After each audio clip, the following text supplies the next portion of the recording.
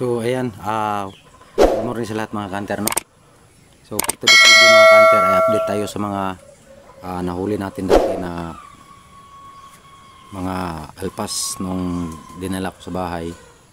Bali, ano yung mga kanter, no? 4 na piraso yung dinala ko rito nung naghanta ko nung pangalawang hantan hanggang sa anong una tsaka yung pangalawa nung dumayo kami yun. So sa mga palad mga kanter, no, yung 4 na yun ay nakawala. So hindi ko naman lang nalagyan yun ng palatandaan. Saka yung yung mga alpas na yun ay talaga namang humuhuni na sana dito sa loob ng stocking kids ko, no. So tignan natin mga kanter yung kung saan sila lumusot. So balik tayo yung camera natin mga kanter. Mga kanter, no, tignan natin dun.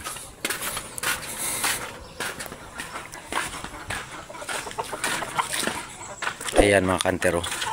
So nilagyan na lang ni Papa ng manok to kapon, excuse po.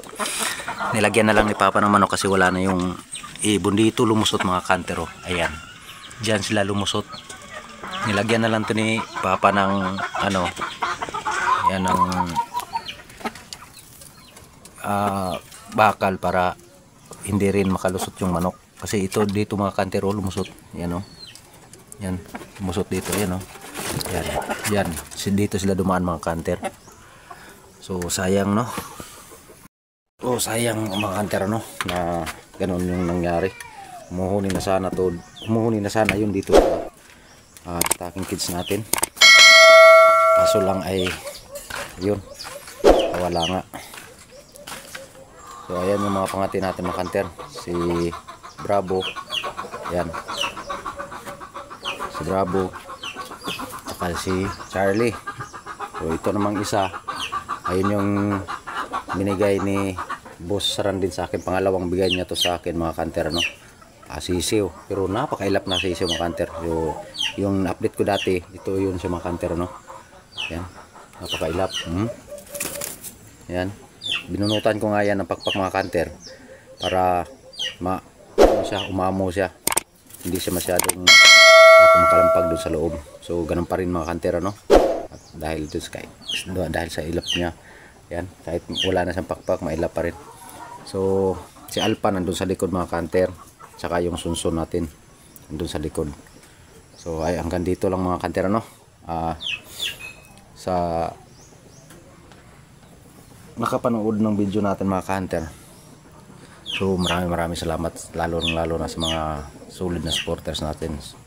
Saka yung mga baguhan natin mga subscriber, maraming salamat sa inyong lahat, ano. So solid na solid talaga. Kasi yung iba talagang napakatagal na, no. Kahit wala tayong upload na mga hunting adventure, ay andyan pa rin mga kanter, no. Sumusuporta pa rin sa munting YouTube channel ko, Nakatribo Hunters Vlog. So ayan, so yung mga nakapanood na nagustuhan yung video na to, sino yung